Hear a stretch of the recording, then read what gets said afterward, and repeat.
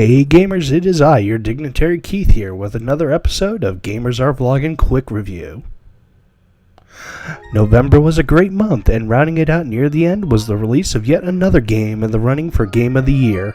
I'm talking about The Legend of Zelda Skyward Sword for the Nintendo Wii, the most anticipated title of 2011, if not the last couple of years for all you Zelda heads out there. Every story has a beginning, and The Legend of Zelda Skyward Sword takes place in a distant Hyrule past, focusing on a Link and Zelda who live in the Sky City of Skyloft and who are childhood friends from the beginning. As you might expect it though, something goes horribly wrong, and then Link must embark on a quest that will not only hold the fate of the world, but his friend in the balance. And let me say that this is the Zelda game that we have been waiting for years now. And not only is it probably the best Zelda game since Ocarina of Time, but probably the best Wii game on the console. The Wii Remote and Wii Motion Plus really shine in this game.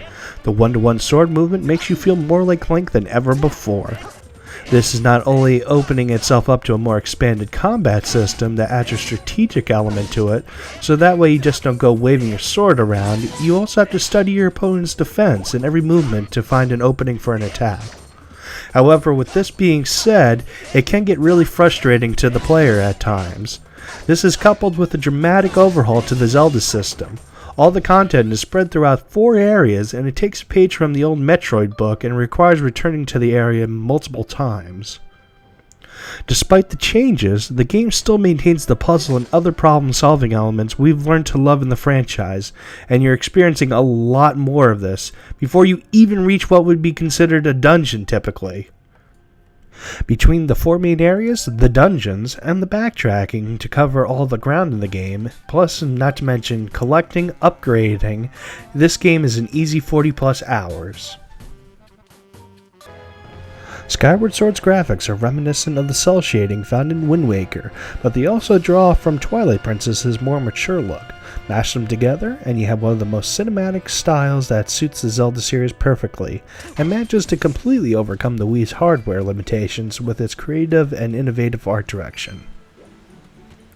Also, for the first time in the series, Skyward Sword has been fully orchestrated. It sounds fantastic and really adds depth to the game, even more so than its predecessors. Nintendo was so proud of this soundtrack that they actually included a soundtrack of the game with the first round copies of Legend of Zelda Skyward Sword for the 25th anniversary.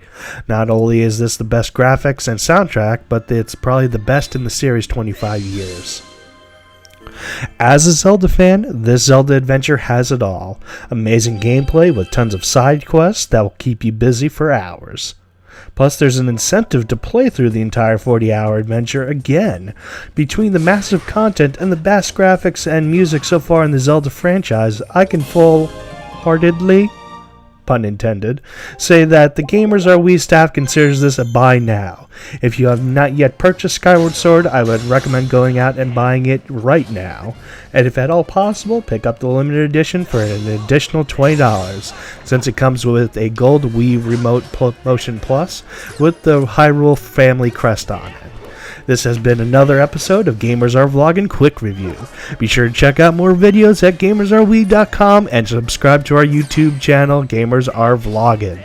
This has been your Dignitary Keith thanking you, and remember, gamers unite and game on, baby.